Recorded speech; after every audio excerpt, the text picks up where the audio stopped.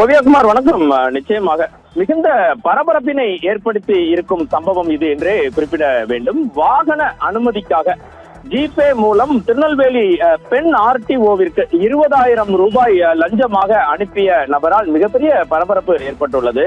அந்த பணத்தை அப்படியே அவருக்கே திருப்பி அனுப்பி உடனடியாக திருநெல்வேலி மாநகர காவல்துறையிடம் புகார் அளித்த பெண் RTOவால் மிகப்பெரிய பரபரப்பு நீடிக்கிறது. இது குறித்த விவரங்களை சேகரித்த போது திருநெல்வேலி வட்டார போக்குவரத்து அலுவலகம் இந்த RTO அலுவலகத்தில் வாகன அனுமதியை பெறுவதற்காக திருநெல்வேலி RTO பெண் அதிகாரி செல்விக்கு கூகுள் பே மூலம் 20,000 ரூபாய் லஞ்சம் அனுப்பப்பட்ட சம்பவம் பெரும் அதிர்வலைகளை ஏற்படுத்தியுள்ளது. லஞ்ச பணத்தை உடனடியாக திருப்பி அனுப்பிய அந்த அதிகாரி காவல் நிலையத்தில் உடனடியாக புகாரினை அளித்துள்ளார். திருநெல்வேலி வட்டார போக்குவரத்து அலுவலராக RTOவாக செல்வி என்பவர் பணியாற்றி வருகிறார். இவரது அலுவலகத்திற்கு வாகன உரிமம், அனுமதி உள்ளிட்ட பல்வேறு கோரிக்கைகளுக்காக நாள்தோறும் ஏராளமான பொதுமக்கள் மற்றும் வாகன உரிமையாளர்கள் விண்ணப்பித்து வருகின்றனர். இந்த நிலையில் கேரள மாநிலத்தில் பதிவு செய்யப்பட்டு பின்னர் திருநெல்வேலிக்கு பதிவு மாற்றம் செய்யப்பட்ட ஒரு மினி பஸ்ஸின் குறிப்பிட்ட சில பாகங்களை மாற்றுவதற்கான அனுமதியை கோரி பால்துறை என்பவர் விண்ணப்பிக்கிறார். இதனிடையே பால்துறை என்பவர் RTO செல்வியின் தனிப்பட்ட வங்கி கணக்கிற்கு நேற்று முன்தினம் ஜிபே செயலி வழியாக ரூபாய் 20,000 அனுப்பியதாக கூறப்படுகிறது.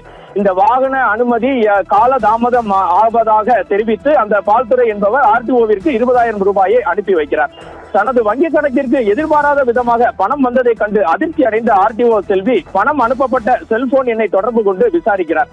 அப்போது மினி பஸ் பாகங்களை மாற்ற அனுமதி வழங்குவதற்காகவே அந்த லஞ்ச பணம் அனுப்பப்பட்டது என தெரிய வந்தது.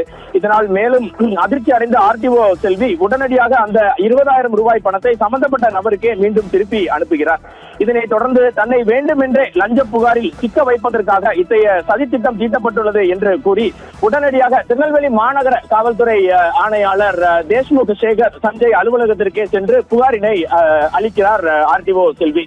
இந்த புகாரினை பெற்றுக்கொண்ட திருநெல்வேலி மாநகர காவல்துறை ஆணையாளர் உடனடியாக துணை ஆணையாளர் அன்சுல் நாகரை இதனை நேரடியாக விசாரிக்க சொல்லி உத்தரவு ஒன்றினை பிறப்பிக்கிறார். இதன் அடிப்படையில் பெருமாள்புரம் காவல் நிலையத்தில் அதிகாரப்பூர்வமாக புகார் அளிக்கப்பட்டு அந்த புகார் பதிவு செய்யப்பட்டுள்ளது.